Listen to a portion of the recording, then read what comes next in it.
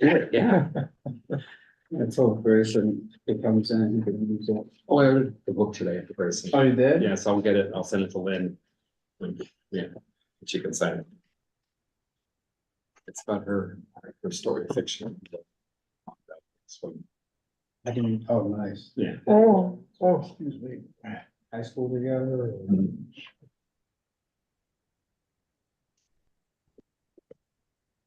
Good.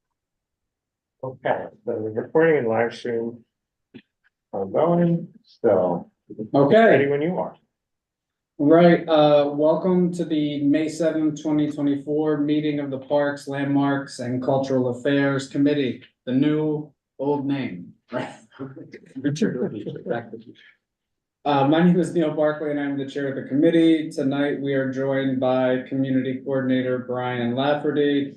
This meeting is called to order at 7:03. As a reminder, New York State law requires all community board members who are not able to attend the meeting in person to have their cameras on and their first and last names displayed from the time the meeting is called to order until the time the meeting is adjourned.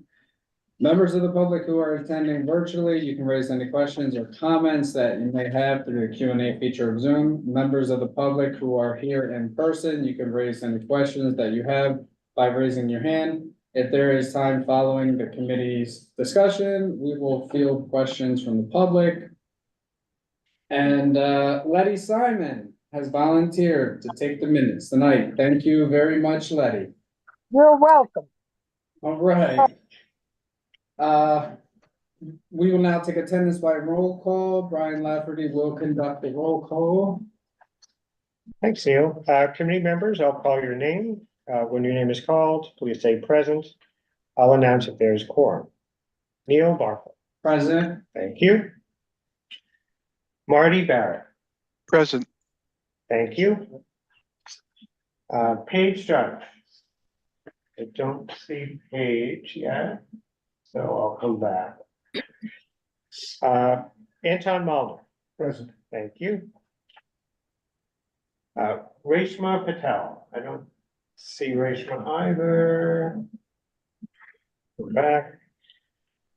Letty Simon, Present. thank you. Mark Thompson, Over here, present. thank you.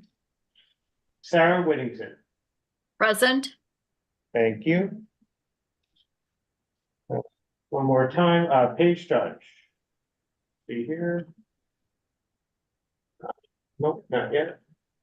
And Reshma Patel. Nope. Okay. With 5 or 6 members present, we have a quorum. Right. Oh, let me see. The agenda for tonight's meeting was distributed ahead of time by the board office and is reflected on the screen before you. If there is no objection, we will adopt the agenda. Members of the committee, if you object to adopting the agenda, please raise your hand. Whoop. Sorry. All right. Seeing no objections, the Let me agenda for just tonight's meeting is adopted. do it one more time. This is right. Okay, I apologize for that.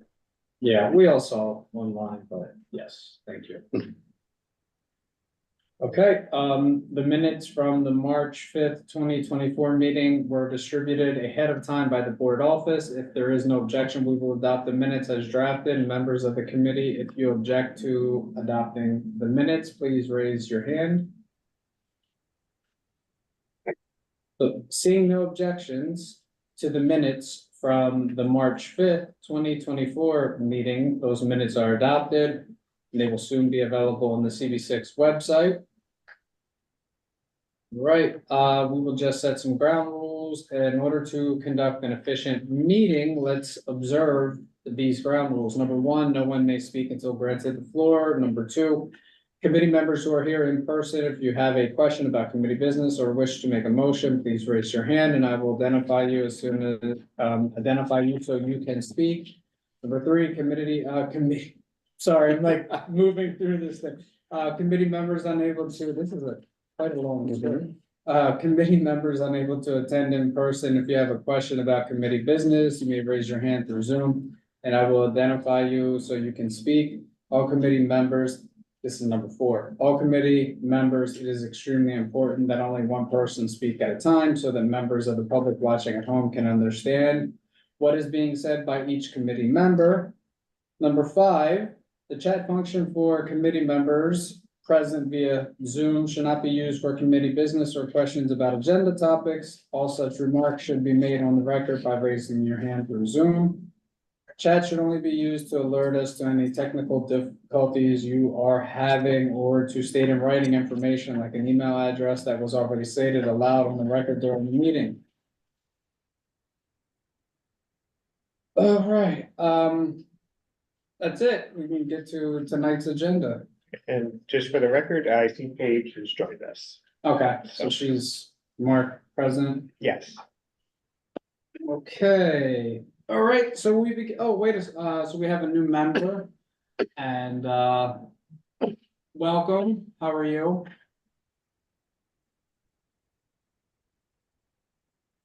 I think it's, Sarah, I don't know if you can hear us. I think. I'm very happy to be part of this committee and thank you for welcoming me. I'm looking at the screen and I'm upside, sideways. I'm not sure how to rectify that, but in any case, I'm happy to be here. well, welcome to the committee. So. Right, so we can start with the first part of the agenda, the presentation by the CV6 Planning Fellow on privately owned public spaces, POPs, which this topic has come up a few times in the committee. And so we thought that maybe we would like to hear a presentation to discuss project updates in our district, updates about POPs in our district. So we will turn the floor over to Missy Quick, who is the Community Planning Fellow with the Fund for the City of New York. Missy, hello, and the floor is yours. Thank you. I'm looking forward to being here tonight. So as you mentioned, I am a Community Planning Fellow, and I'll be talking to you about privately owned public spaces, or POPs. And so specifically, my work with the community board, I mostly worked with the land use committee, and we looked at renovated POPs in the district to understand how places like this, 780 3rd Avenue, turned into a space like this when it was renovated in 2022. And so today I will go over just a quick background of the project, get into the rules and regulations surrounding POPs, and then talk about some of the case study sites that I looked at in order to take us to what the insights were and the takeaways and what's coming next in this work. So first off, who am I? I am a student at Parsons at the New School studying transdisciplinary design, and I also was a community planning fellow this past year with the Fund for the City of New York.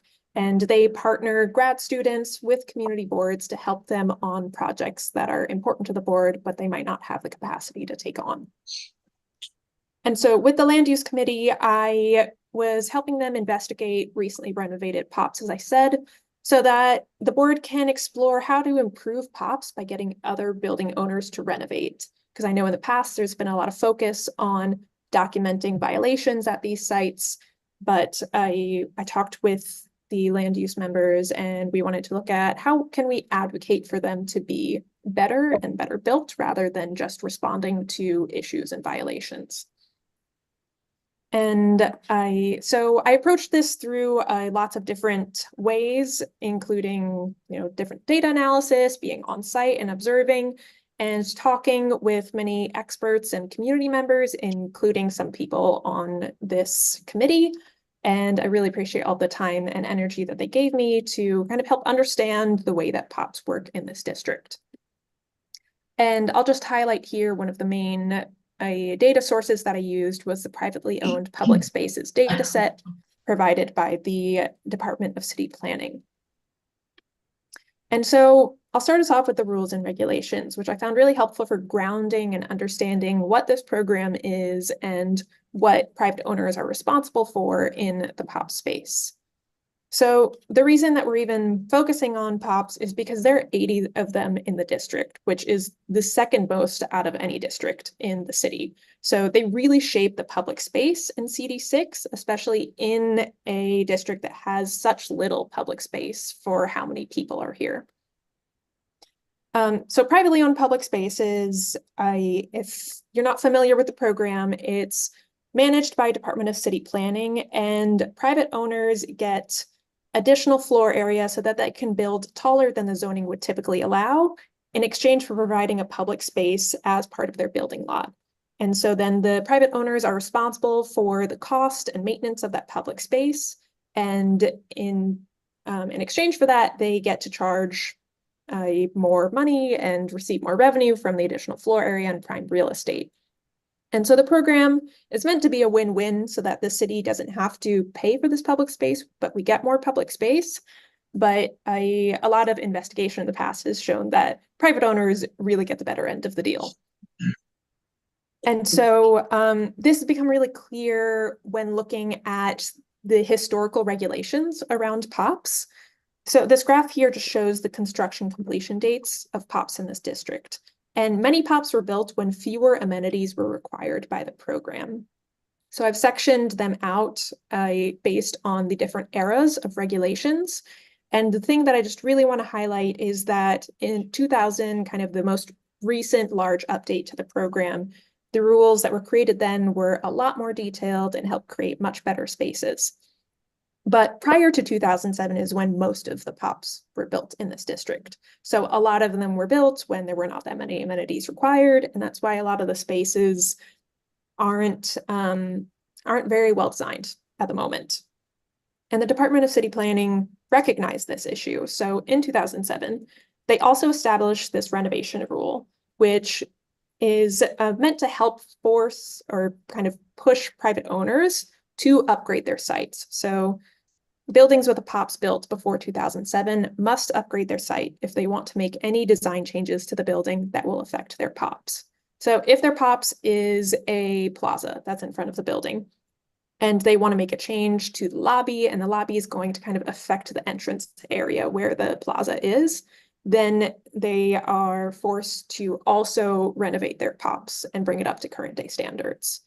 And so this was a really important piece of regulation to learn, because that explains why we're seeing some of these spaces update their POPs, because they are kind of forced into this situation through this rule. And to continue to unpack what the motivations are for private owners, since the board doesn't have as much insight into that because they're not involved in that process, I started to map out and look into how these sites are regulated and managed. And that took me to seeing that there's actually a lot of different government bodies that interact with POPs. So Department of City Planning interacts with these sites kind of early in the planning phase because they're responsible for the regulations and design approval.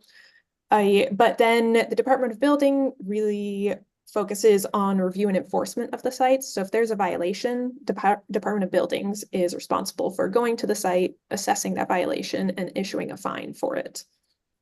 311 is also what people in the community can call to report any violations they see. And so that service really connects between the community and Department of Buildings. And then other interactions that I was seeing as I spent time on site is that NYPD is actually has a relationship with these spaces when it comes to regulation and management of if building owners want to remove someone from the space. And then Department of Transportation is also involved because these open spaces help kind of facilitate movement. A lot of them are near subway stops, or even a few of them have subway entrances near them. And then on the private owner side, I started to look into what's actually happening on the private owner, because it's not just one group of people. So there's the building owners and management who are really focusing on the planning and the financial allocation of how the building is managed. But then the daily management of who's using the space, how is it cleaned, how is it maintained, that comes down to really door people or front desk, maintenance staff, or even security staff. And so there can be a little bit of a disconnect here with the instructions that security staff might be getting from management.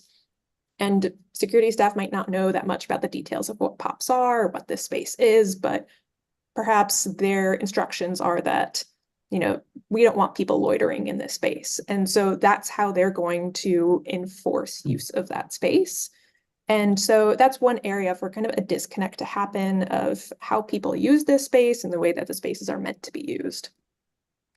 And then the last person that I'll call out here, or entity that I'll call out, is land use lawyers. Through conversations with the POPs team in Department of City Planning and with building management and owners, I was surprised to learn that land use lawyers actually have a really large role to play in this whole ecosystem. They're the experts on the regulations, and they're the ones that are the contact between private owners and the DCP. Because the DCP, it's hard for their team of 2 people to keep track of the change in ownership of buildings. They really rely on land use lawyers to stay up to date on regulations and communicate those updates.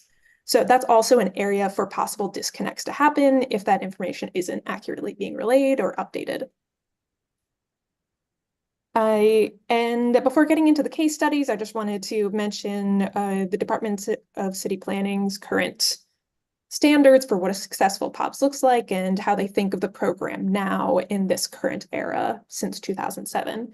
So the focus is really on making them open and inviting at the sidewalk, accessible to all people with different mobility needs, ensuring that they feel safe and secure and comfortable and engaging.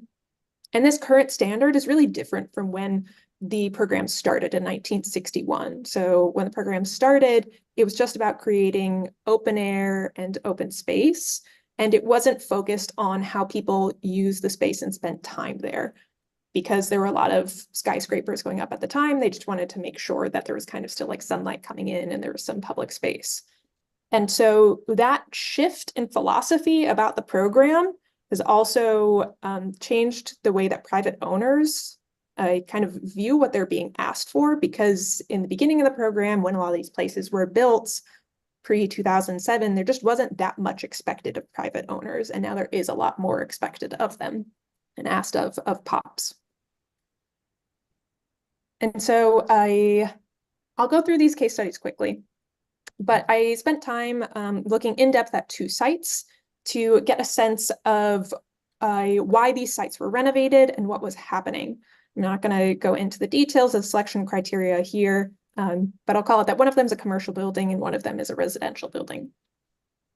So 780 3rd Avenue, which I mentioned earlier, was renovated in 2022. It's a public plaza with a sidewalk widening around the building. And this is just some images of what changed. And these are really just in line with the regulations that the DCP has set for these spaces. But what I did notice in looking into why the space changed is that it wasn't to improve the public space. That was definitely a benefit and kind of like a secondary motivator. But the main motivation for the building management was that they were rebranding the building and they redid their lobby and they redid their lower level. And so the POPs was kind of an extension of that image and bringing everything up to that standard. And as I look through the materials and the application, I saw a lot of emphasis about how things were going to be built, how the land use was in the area, but not a lot of discussion about like how they wanted people to use these sites and really grounding it in the human experience of POPs. And then the second site, 285 Lexington Avenue, is this arcade space that's been pretty neglected for several decades. It's not renovated yet, but they just got their application approved to renovate it. And the reason, once again, the main motivator here was not to improve public space. There are people in this residential building, in this co-op, that do care about improving the space, but it's been neglected, like I said, for decades. What really pushed it over the edge to getting this renovation going is that there was a lot of people who were sleeping there throughout the pandemic. And so there was different safety issues. There were altercations at night and drug use. And as they looked to request reduced hours of access from 24 hours to being closed at night, that renovation rule kicked in, because when you reduce the hours of access, you have to update the space. And so that's what pushed this space to finally getting some attention and finally being updated. And I will just call out that 285 Lexington did engage the community board kind of early in the process to talk about how they could make sure that the community was involved in this, and that they were kind of thinking about how to make it a better used space, not just to close it off at night. And so this takes me to my final takeaways here. The first is that, at least from these two case study sites, just calling out that the motivation for private owners is not primarily for the sake of public space. When we think about how can we motivate them to upgrade their spaces, that there's other factors at play here, especially because there's a lot of money that they invest in these renovations. There just needs to be other things that are going to push them to allocate that money there. The renovation process, what I was really seeing is that there's not enough focus on who is expected to use the space and how. And then there were some gaps in the data as I was trying to gather information on this, and that information on renovations is not so easy to find for people outside of the DCP. And lastly, these gaps in communication that I highlighted, especially with for the DCP communicating with building owners, and that land use lawyers are kind of a critical piece in this puzzle. And so what's next from all of this? Really, this is a cliffhanger because I will be presenting my recommendations next week at the Land Use Committee. So I'm going to talk more about two pieces that I alluded to here about the use in these spaces and focusing on who's using the spaces and if everybody in the community is being served well by them. And then what the community board can do next to advocate with different community partners and with different government agencies to see if they can kind of shift the focus to renovating spaces and to advocating for more community involvement in those renovation processes. And so thank you so much for the time today. Right. Thank you. Does anyone have any questions from the committee? I'm sorry, does anyone from the committee have any questions? I don't have a question, but I just want to say, Does Mrs. anyone like to speak? Oh, okay, yeah, I'll speak. I would too. Okay. I just want to say, Miss this is great. I mean, I kind of do a lot of this in my private life, and you got to the essence of talking about land use attorneys really controlling the whole process of knowing what's going on, and the lack of information that people have about what's going on in these things and why it's going on. So thank you very much. You clarified it like right to the point. So thanks. Thank you. I was going to say pretty much the same thing. I know we've chatted before, Missy. Mhm. And congratulations. Thank you. And great earrings. Thank you. And thank you to both of you for giving your time to talk with me throughout this research process. I don't think anyone else from the committee has a question. So Michael, do you want to go off?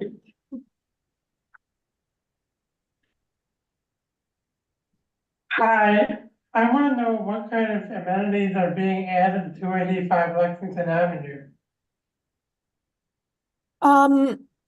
I haven't seen the final application yet. I know that they were approved, I think a few months ago. So I think they're supposed to come back to the land use committee and present those soon. I know that they will be adding some clear gates, clear barriers to be able to close off the space at night, but there are things that they've talked about adding seating in there, more planting, different lighting, and I think adding a mural. So I can't guarantee that those are the plans, but that's what I have heard are the plans. Thank you very much. Mm-hmm. Anyone else? No? Don't see any hands. Okay, well, thank you so much. Thank you. Right? Take care. You too. Okay, number 2, Second part of the agenda, second topic on the agenda is a presentation by Stuyvesant Park Neighborhood Association on a proposed art installation by sculptor Lee Tao and Todd Frank, I'm sorry, I don't know what's going on. Rod Drake from the Stuyvesant Park Neighborhood Association Board. He will discuss this new art installation by sculptor Lee, and this installation will be installed in Stuyvesant Square Park this coming year. I believe it is in June, correct? Yep. Well, actually, goes in tomorrow, but I'll get into the Okay. details. Yeah. Well, first of all, thank you for taking a moment out of your busy schedule to hear from us. Like was mentioned, my name's Todd Drake, and I am a board member entering my second or maybe starting my third year as a board member. I live on 15th Street Avenue. You may have seen the building or wondered what the building was. I live in Pennington Friends House. A lot of times people think we're a restaurant because we eat together. We're a collaborative community of 26 souls that live together. There's 3 staff here in the building, and we operate on Quaker principles. I'm one of the managers. I'm a Quaker, and as part of my outreach duties for my work, I joined the board or started getting involved with Stuyvesant Park, which we just love, and I'm sure you all do too. It's such a historic and beautiful park, and is so well used. I'm an artist as well, and thank you for sharing the image. During the in the last couple of years, as a Quaker, I'm concerned about building peace in the world, and so I convinced the park and also the association and also the city parks arts program to allow me to put up a peace pole in the park, and that was so well received. People loved it. It was up for 6 months. In the West Park. I don't know if you saw it. It was in what used to be the sandbox by the flagpole. That the association came to me and said, let's have some more art. We would love to have more art in the park. So I formed a committee, and we have a committee of 10 to 12 members of the community that live around the park, that are art lovers, work in the profession. And we came together and crafted a proposal for artists to submit work for sculptures in the park. And this was funded with money from the neighborhood association. So the artist is being paid for this. And we had about 8 applicants and that we curated. We used Quaker Process to make a decision on which one we thought would best serve the community. And that was about 6 months ago. And we awarded it to an artist named Lee Tao. Lee lives in New York City and has created work that has been installed in Europe and Africa.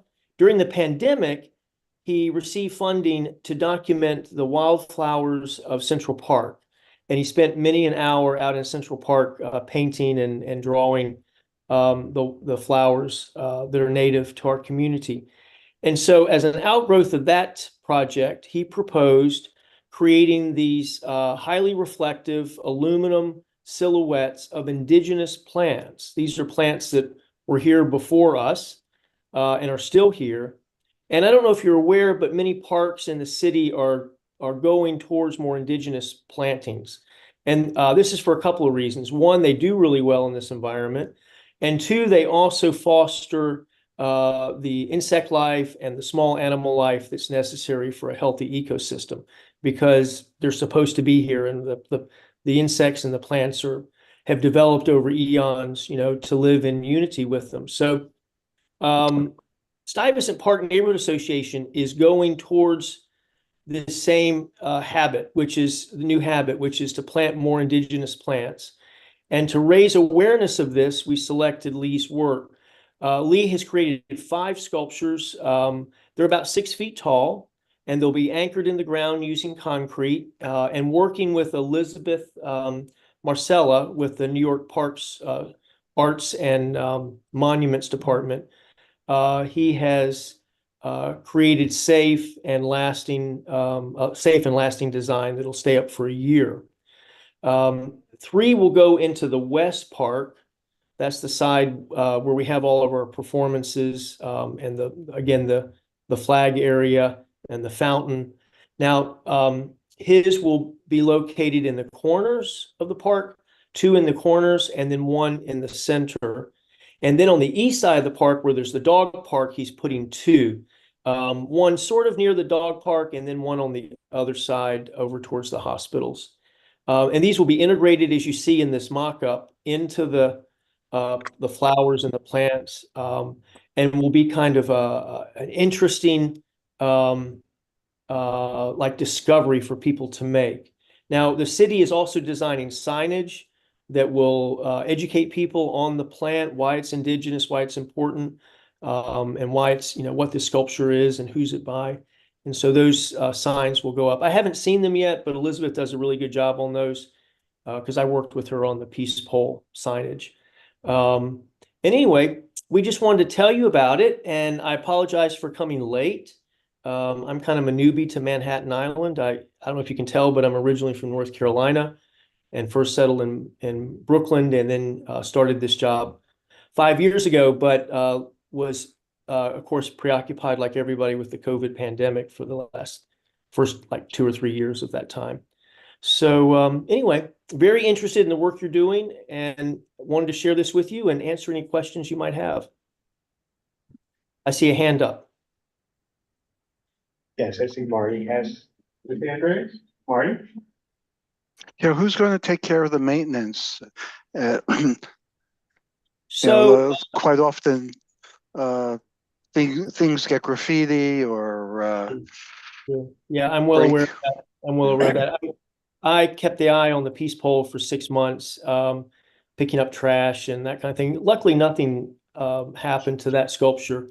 And I will also help Lee with that. Now, several of our board members visit the park daily, and we'll form a team, a collaborative effort to make sure these are safe. They're large, they're beautiful, they'll be difficult to take out. We're very hopeful that that they'll do well. If there's any damage, I will immediately contact Lee and Elizabeth, and we'll make sure they're not an eyesore. But we're optimistic, and this is our first kind of real big sculptural dedication to the park. So it'll be a learning experience for us and the community, I think. Oh, by the way, we did a survey of our surrounding community and asked them what are some things they would like to see in the park. And the number 1 or 2 thing was they'd like to see art in the park. So we're very excited. Mark? Todd, hi. Hi. Quick question. I may have missed it. I live in Stuytown, so I walk to the park almost every day, and used to be actually on the board many years ago before I became chair. How long are the sculptures going to be in place? We've asked Lee to leave them a year. Okay, so we have to make sure they're temporary under the deed issued for the park. So Well- always call them temporary. Yes, okay. So temporary for a year. That's good. Okay. Yeah, mine was up for 6 months, and we had lots of requests that, like, when that one came down, people were like, what happened? Why we need that? I wanted it to stay. And so we went with a year, and he's excited about that because of course the landscape will change around the work, and he's going to be documenting it. And these sculptures are so beautiful. He has already been asked to exhibit them in, I believe, Amsterdam. So we're really proud to help launch this, and I think it's a cool thing to be a part of helping this artist succeed. This is great. Thank you. This is really nice. Thank you. Yeah. You have any other questions? See any hands raised? All right. Well, great. Well, listen, please, I'm going to leave, but Just didn't know one you thing. guys didn't know you did this type of great work, and if there is anything that our neighborhood association can help you with, please reach out. And I'm art centric, but we have other people interested in landscaping and redoing the garden buildings. We're pushing to get that done. We got $3 million set aside for renovating those buildings, and so we got a lot of things going on with the association. Did you have your hand up? Marty? Yeah, Marty has. Yeah, Oh. in past years, whenever there is a proposal to put artwork in a park, the Parks Department generally comes to us, makes the presentation, and then we do a resolution in regards to the artwork Yeah, that then goes to the full board. I'm not quite sure, why the poll went up without coming here, yeah. and how this is happening without it coming here. Yeah, that's an interesting question.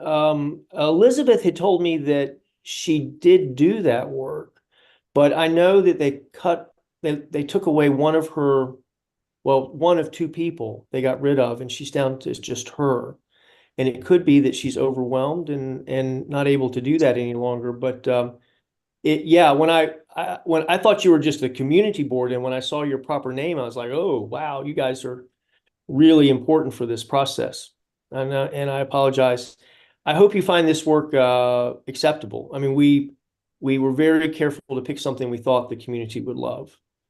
I am a modern artist and love provocative work, but I didn't want to, surprise people with a giant, I don't know what, in the park. But yeah, we'll come back. We'll come back earlier. We hope to do this again. So if it's your preference for us to come to you early in the process, would members of your group want to be on our selection committee? Would you want to be part of the process that we go through as a committee to pick sculptors? No? Marty? That probably wouldn't be apropos, because then we would applying for approval of things that we are doing, kind of a conflict. Yeah, on my side, I'd much rather you be involved at the start than for us to go through all that work and you go, no, we don't like it. Go back to the drawing board. So I understand. I've been on the board 30 years. We've never rejected art. Okay. All right. Yeah. Okay, great. That's Great. something we love. Great. We'll hit you early and maybe we can do it with some finalists. We've got 2 or 3 we're looking at, and get your input and then take that back to the selection committee. That might be a good way to split the difference. Thank you. Thanks. I believe Therese Flores. Yes. The Parks Department. Is Therese still on? Yes. Okay, She's sure. here. Oh, yes. Hi, Therese. Hey, Todd. Good to So, see you. when they walked through with this one, I thought they had gone through the community board. I'm going to take that back to Elizabeth. So I was pretty sure she had gotten some input. Let's see who she spoke to, and make sure we always do come to you first, because that makes a lot of sense. That and I didn't realize that it hadn't come to you first. Yeah. Yep. Anything else? Right. Well, thank you for coming. Thank you all. Keep up the good work, and I'll see you earlier on next time. All right. Thank you. Bye-bye. Okay. Take care. All right. Number 3 on the agenda, the report from the New York City Department of Parks and Recreation.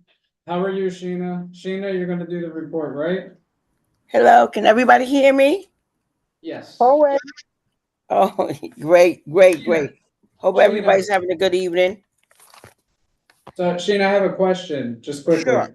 So I heard you had a chance to speak with the Parks Commissioner, Sue Donahue. Can you tell us a little bit about that?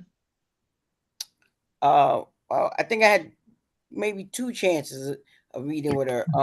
She came during the colder weather, not so cold, but colder weather.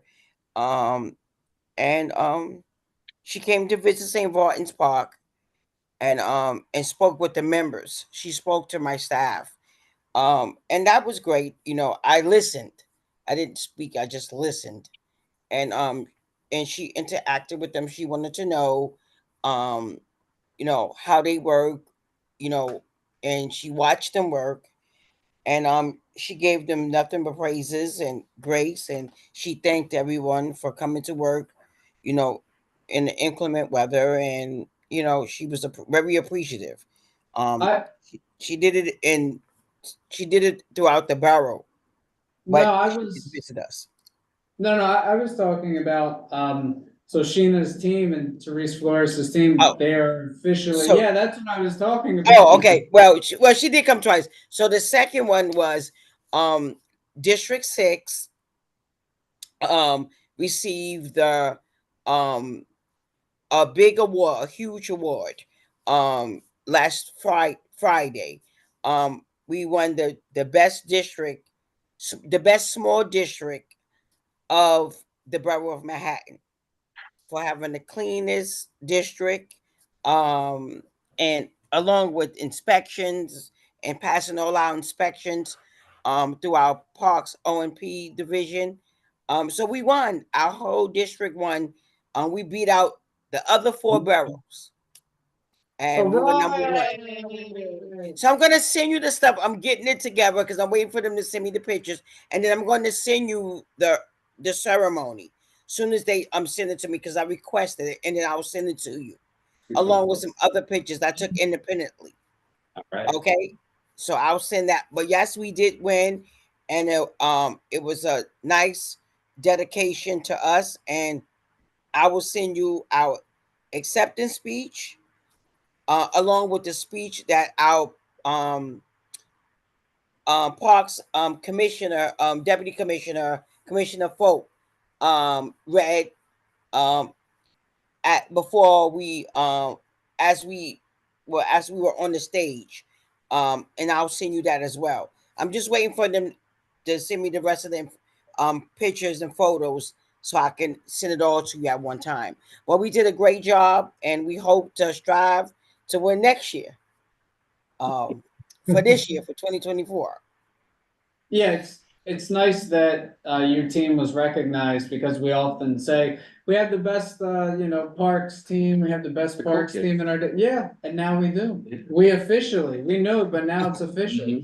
Yes, and I definitely seen you. Then you can share it with the with CB 6, the rest of the members. So over the last couple of days, I've been I received a couple of complaints, and one of the complaints was about Vincent Albano, and how they didn't see much work being done. There's a couple of factors in that. Some of the work that needs to get done, we have to wait for we had to wait for the warmer weather. I was by there today, and they're working, they're in progress, and it's on schedule, right? It's on schedule to far as we know, that's going to be completed this sometime, this year by November, hopefully before. So we're on schedule, but some of the activities they couldn't do, especially the groundwork, because of the weather. So, but we're on schedule. I was there today, just to assure you. St. Martin's. So I know everybody was anticipating the new playground to start this spring or this summer. Unfortunately, we just had a minor setback. We hope to start let's see, the design work should be completed by the end of June. The project would then go to procurement phase, including the bidding process, which can take about a year. Construction should start early 2025. All right, probably summer of 2025 for the playground, for the newly renovated playground at St. Martin's Park. So that's what I got as Summer. of today, summer of 2025. Okay.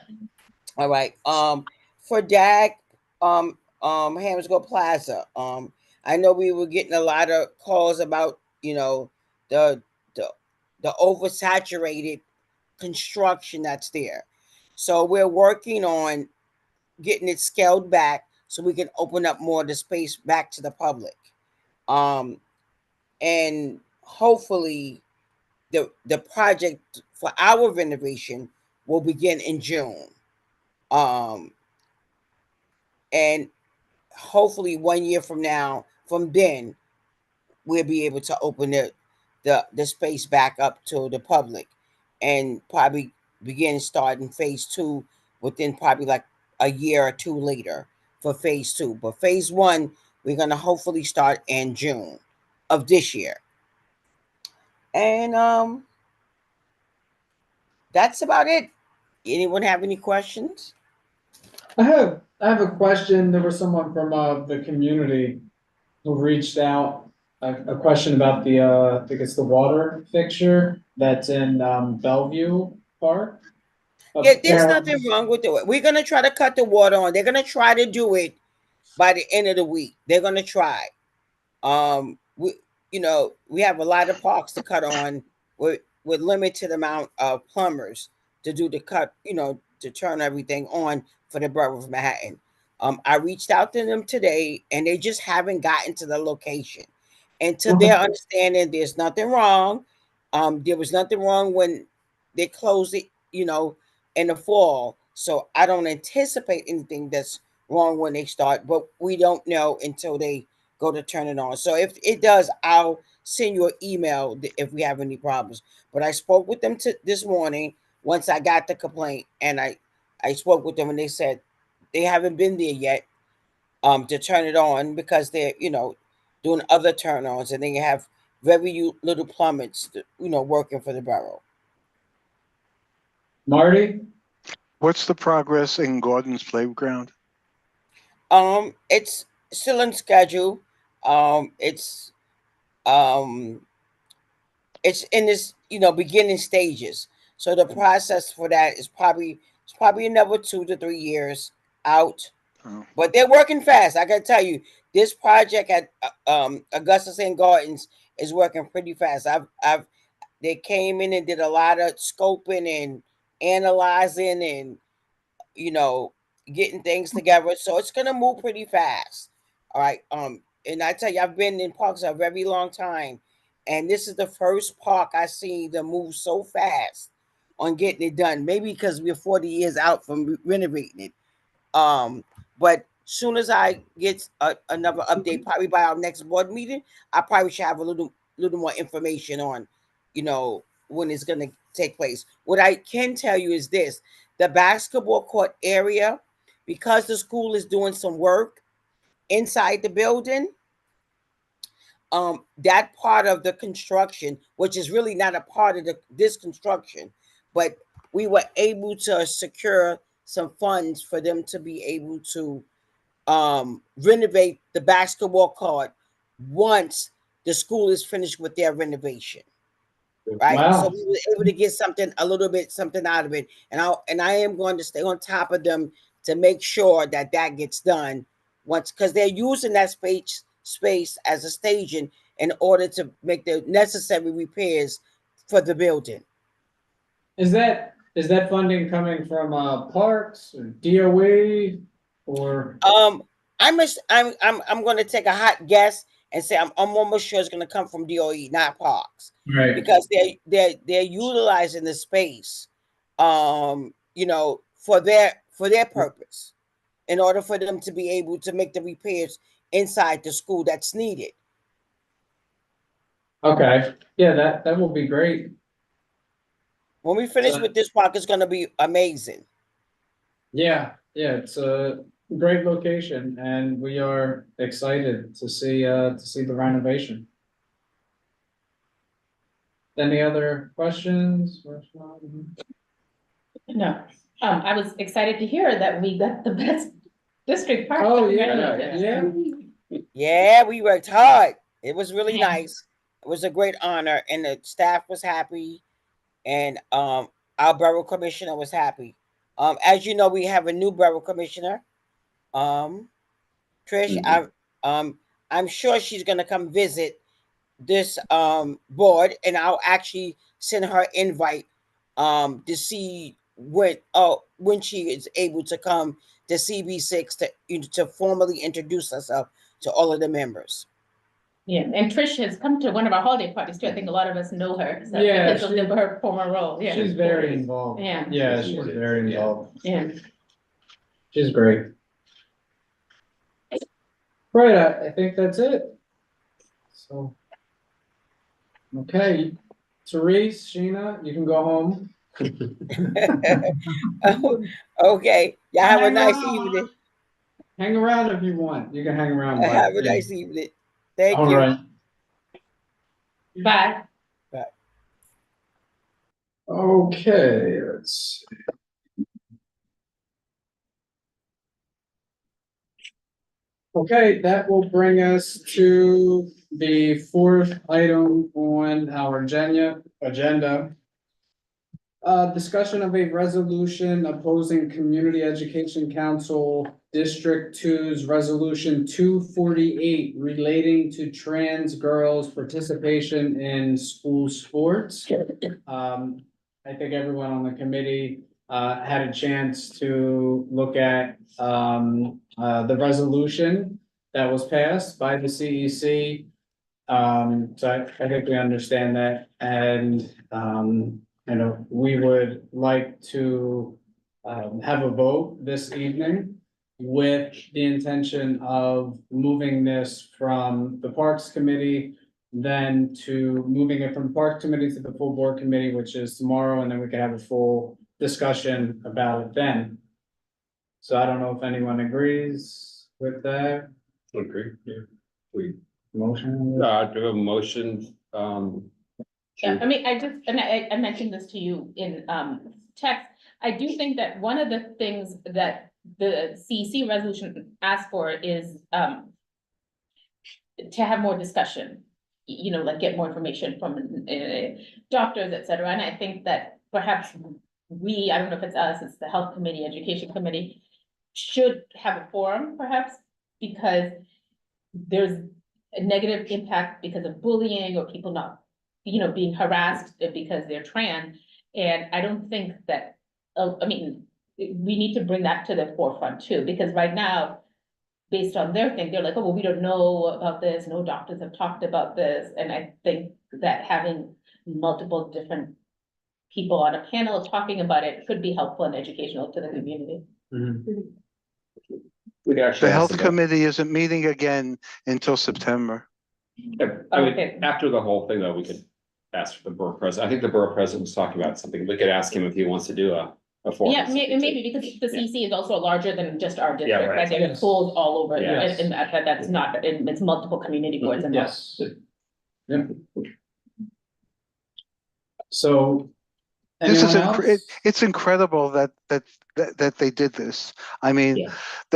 how blatantly discriminatory can they get? You know, in my mind, like, is the next thing they're going to do ban Asian kids from applying to Stuyvesant because the population of the Asian population is greater than any other group that goes there? I mean, they're picking out a group that they're. You're muted. Muted Muted, yourself, Marty. Marty. Come back, Marty. We stopped. Oh, there you are. Now we can hear you. Yeah, the blatant discrimination is amazing. I mean, what other group are they going to start discriminating against? You know, for instance, Stuyvesant High School has more Asian kids than any other group. Are they going to discriminate against Asian kids going into a specialized school because they've been better at it?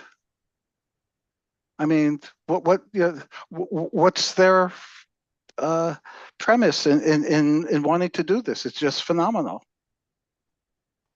You know, they're acting like, I don't know, they're from Mississippi. If you read, I don't know if, you know, if you Google this issue and read all the news stories that have been done, there are parents who moved to New York from Florida specifically because they had children who were gender fluid or, you know, trans, and they've been horrified that now this has happened to them all over again. Yeah, Yeah. Yeah, there was a parent who had brought her transgender daughter here from Florida, and they were pretty appalled when they heard about this, you know, they thought this wouldn't happen Yeah. in New York City and Manhattan. But Yeah. it can Phenomenal, again. absolutely phenomenal.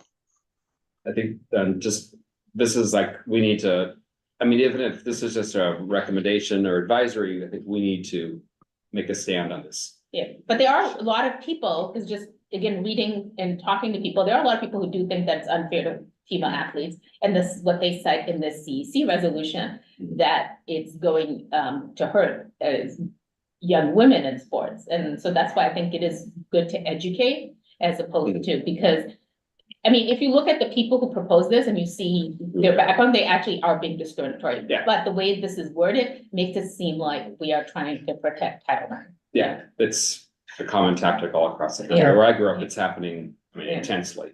I mean, it's a huge fight. And it's, you gotta stop it here. It can't happen in New York, but yeah, it's a lot of states where this is going on now. And then you have Title IX, the Yeah. expansion of Title IX with LGBTQ plus students becoming a protected class. You also have, I guess, a ban on sports with transgender children. I mean, I say that, like, we always say transgender students, or that, I have a child, so I'm gonna, transgender children, of telling a child, you cannot participate in something, and then the child's response will be, why?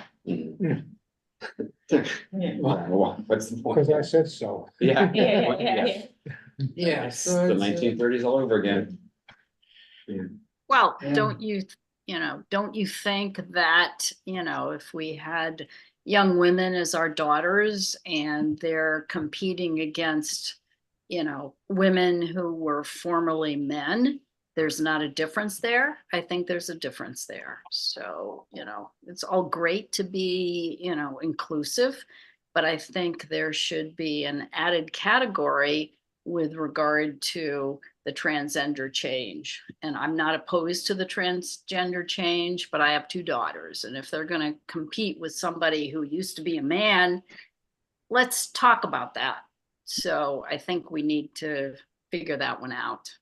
Well, it's like having a forum, I think is a good idea. So Yeah, we can talk that's about it, which is good, yeah.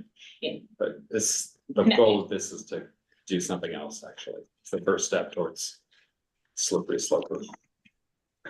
I read in some article, insofar as leagues across the country, there's 100 children or 108 children that are transgendered that are in leagues. Total. Out of millions of kids that are in these leagues. I mean, it's just phenomenal. I should try to find that article. I had sent Neil an article just from the other day in this regard, in regards to this. It's beyond me. I mean, well. Yeah. Call the question. Second. okay, Okay, take a whole vote. Yep. roll call, yeah. All right, so we'll now take a vote on a resolution opposing Community Education Council District 2's resolution number 248 relating to trans girls' participation in school sports.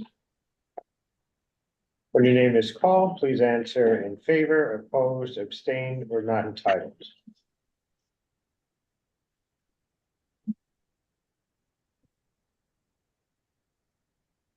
Marty Barrett, In favor. thank you. Paige Judge, In favor. thank you. Anton Mulliner, In favor. thank you. Letty Simon.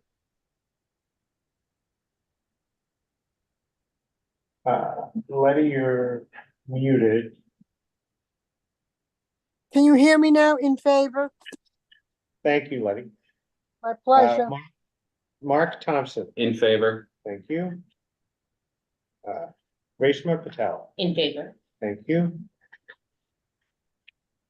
Neil Barclay, In favor. thank you.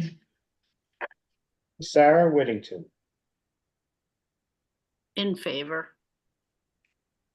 Thank you. With 8 in favor, 0 opposed, 0 abstaining, and 0 not entitled, the motion passes. Right. Very well written. It's a very well written resolution. No. Yes, Yeah. yes. Mark and I, Yeah. but no, this is, with some other boards Yeah. as well. They were putting, language together. And so we were in contact and we had other boards, they reached. Oh, and you had mentioned that when we spoke, yeah. Yeah, so it's good, a lot of people coming forward and it'll be a good opportunity for the board and the community, to discuss this, so hopefully we have participation. Let's see. Okay, new business, 6:30 PM. What do you think about starting meetings at 6:30 PM instead of 7 PM? Yeah, I Fine. can't, I already messaged you, I told you that, you know. There's, even if we set it to, you can arrive at 7:15 PM? We'll do not. Which I apologize for being late and, but, yeah, I can try, but I can also, I was thinking maybe I should just switch committees. No, before this happens. no. Because I've been at Parks for a long time, and maybe I need to learn more about like land use and. You can join another committee, but you gotta stay on board. If I gotta do it, then you can get it. Reshma, you can use your cell phone. Yeah, Yeah. oh, wait, is it allowed though? That's the thing, I wasn't sure, that's what I did now, I was using stuff until I got I'm on here. I'm on mine now, and I'm, of course, you can use your Yeah. cell phone for the whole meeting or just, till you get where you're going. Yeah, Yeah, you're not even feeling well, so, Yeah. you're a total Yeah. trooper for making Yeah. it, but what do we think about 6:30? Doesn't matter. Doesn't matter to me. I'm Friday, fine. 6:30? Do you need a vote on that? I guess we, yeah. I'm good. yeah, I mean, I think it's an agreement, it's not a resolution. Right? Yes, Yeah. doesn't No, matter. No, just- Just put it on the schedule. Marty, it's good? 6:30, It's all up, right, Paige? it's up to you. You're the chair. Whatever you want is fine. Take power. All right, Oh, Marty, okay. Marty, Please. Absolutely. 5 PM. Oh, well, That's good, because then I'll be able to go out. Go to bowling. meetings. Oh, yeah, bowling, Okay, so we can do, Sarah? 6:30 is fine by me. I can do 6:37. I'm flexible. Okay, cool. Paige, you're Okay. good. It work, don't care or? See, All right, that's it. No old business. I have a new business. I have a little bit of new business. I want to add something to Yes. the budget priorities. Did a walk through Stuyvesant Cove Park. The gardener, well, there's no irrigation, and it had been determined that rats eat up irrigation systems in our parks regularly. And so unless you have a maintenance person, a full-time maintenance person working on irrigation systems, they don't work. So the park has not, thankfully we've had 20 inches of extra rain this year, and so they haven't needed to deal with irrigation. But we need electrical outlets in a few of the lampposts. So to put on the not the capital, the expense budget to add electrical outlets in a few of the lampposts to aid in the irrigation.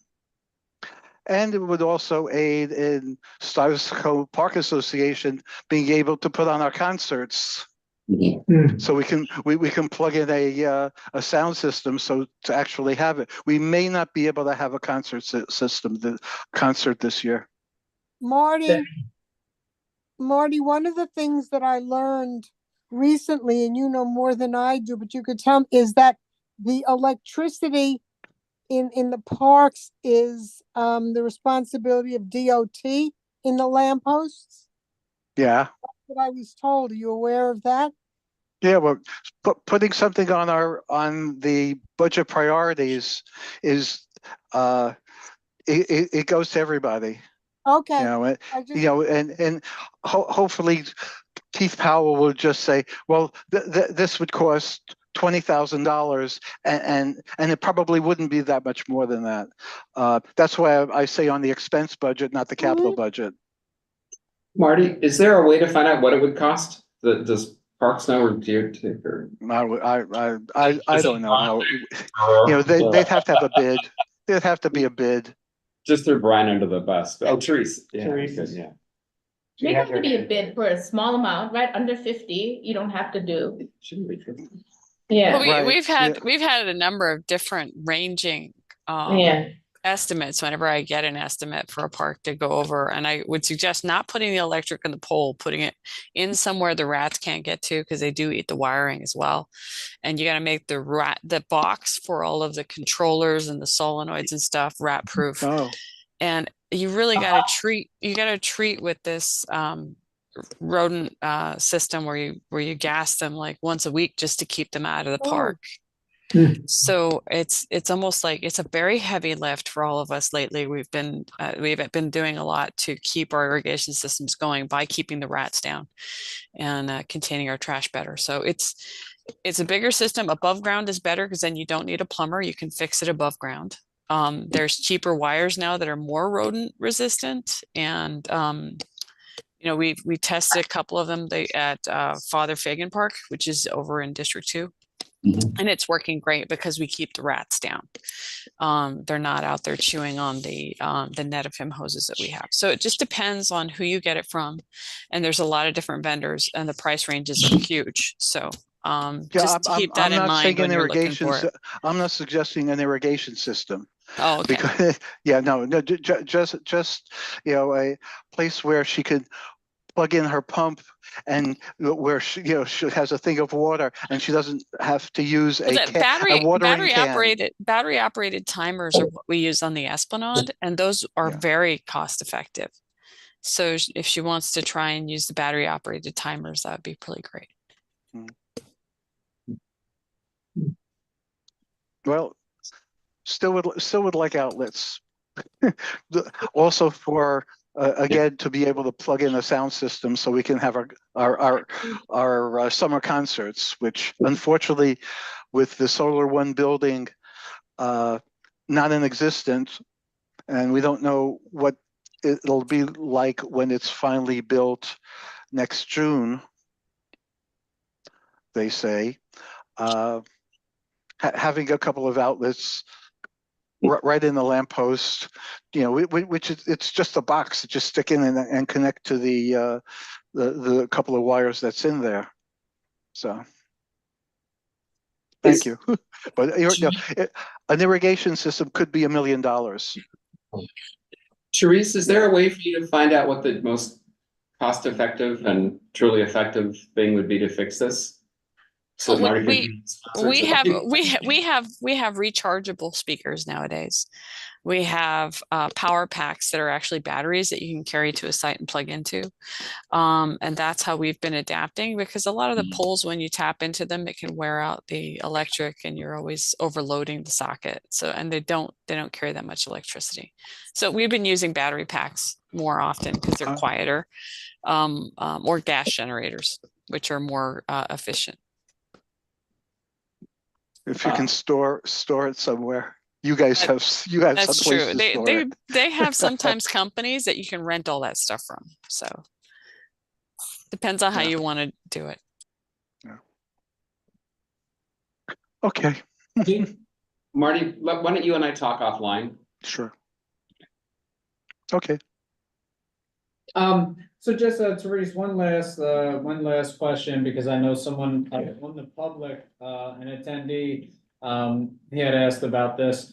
So on the greenway, I know with some of the fountains, I think the water fountains, they're not, we'll say, all year round fountains, meaning you know, the water has to be turned off during the winter. Is there any reason why parks, decided to, I guess, go with that type of model of water fountain, or is it just cost, pretty much, just?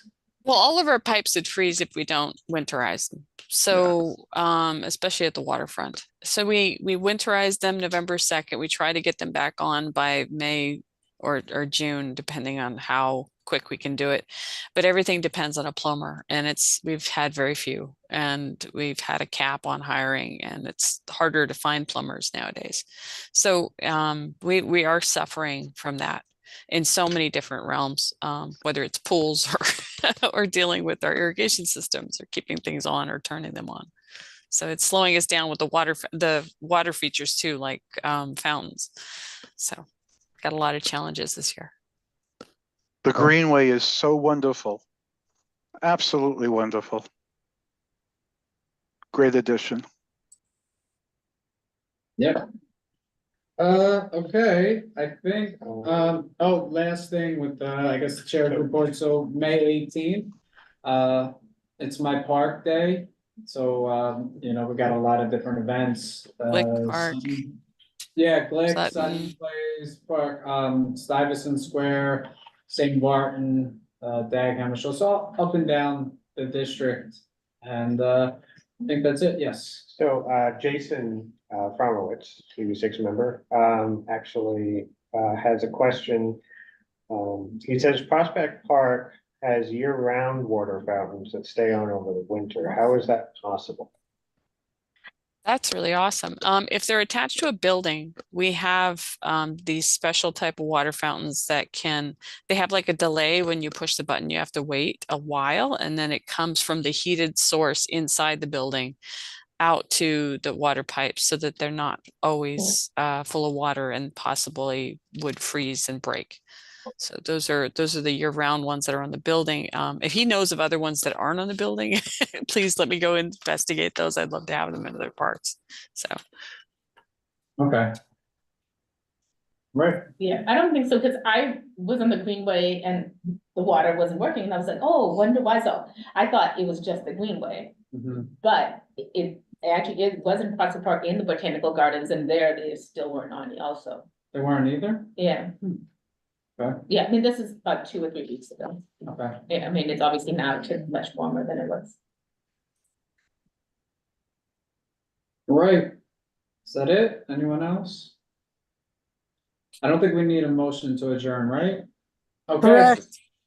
that's it. I cannot wait to see these the minutes. The minutes are gonna be. Go, let it go. fabulous. Over there, don't worry, we're fine. What time is it? 8:14. Oh, yeah, we need a time limit. 8:14. Meeting adjourned at 8:14. Not bad. Beautiful. All right.